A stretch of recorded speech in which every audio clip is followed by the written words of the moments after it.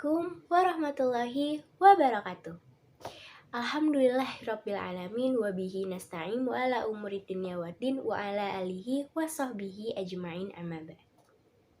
Teman-temanku yang saya sayangi dan saya cintai, kita nih sering banget dengar kata syukur. Nah, kata syukur ini bisa kita artikan sebagai rasa syukur kita kepada Allah Subhanahu wa taala atas segala nikmat yang telah Ia berikan kepada kita. Lalu kenapa sih harus bersyukur gitu?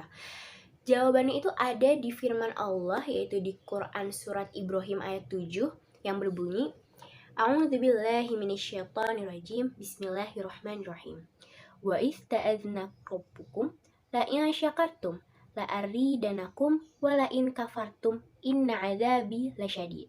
Artinya, dan ingatlah ketika Tuhanmu memaklumkan. Sesungguhnya, jika kamu bersyukur, niscaya aku akan menambah nikmatmu.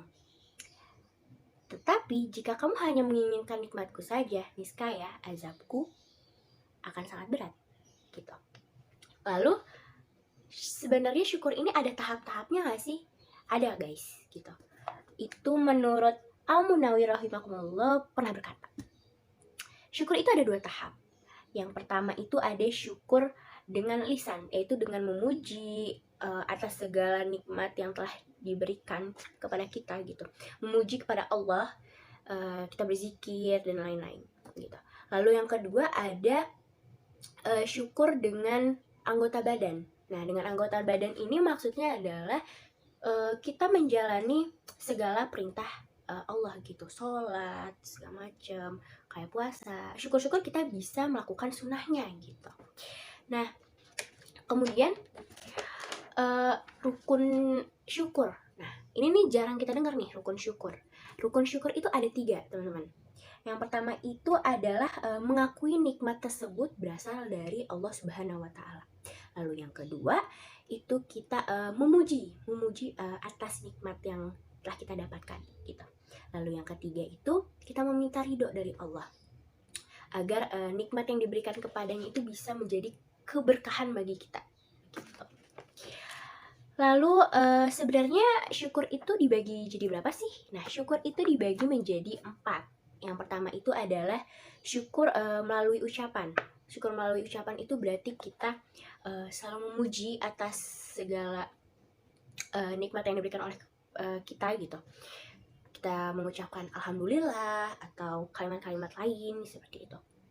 Lalu yang kedua itu adalah syukur dengan memperbanyak zikir kepada Allah gitu. Jadi selain kita mengucapkan alhamdulillah segala macam, tapi kita bisa berzikir sama Allah gitu. Kita bersolat segala macam. Lalu yang ketiga itu ada syukur dengan hati. Nah, gimana nih syukur dengan hati?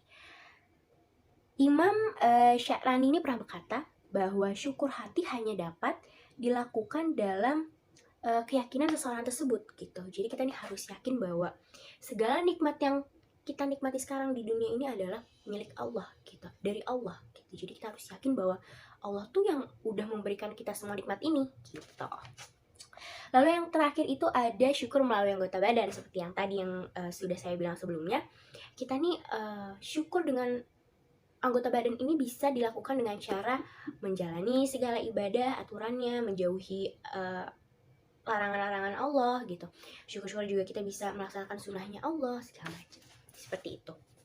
Lalu ada kisah yang cukup menarik, yaitu dari kisahnya Nabi Muhammad SAW. Jadi ceritanya tuh seperti ini.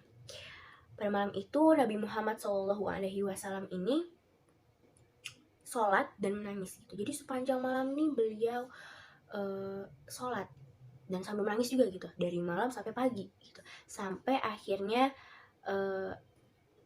sahabat beliau yaitu Bilal radhiyallahu anhu itu pergi ke masjid untuk mengumandangkan azan subuh. Nah, pas nyampe di masjid bertemulah dengan Nabi Muhammad SAW ini yang lagi menangis nih.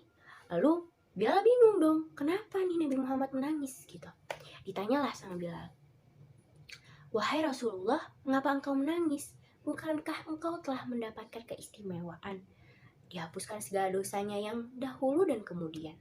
dan engkau pun akan masuk surga. Begitu kata Bilal. Lalu Rasulullah menjawab, apakah aku tidak boleh menjadi hamba yang bersyukur atas nikmat yang telah Allah berikan kepada hamba? Katanya seperti itu.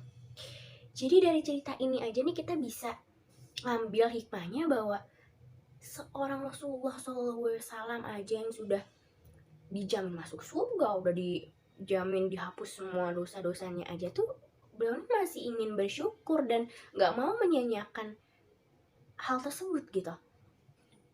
Masa kita yang gak punya keistimewaan apa-apa nih, gak punya khususan apa-apa nih bisa masuk surga langsung, masa kita gak mau bersyukur kepada Allah gitu?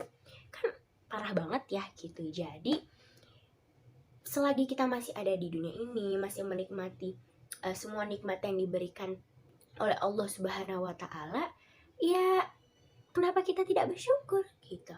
Semakin kita bersyukur, maka semakin banyak pula nikmat yang diberikan oleh Allah kepada kita. Baiklah, cukup sekian karena memang sudah mau 7 menit ya.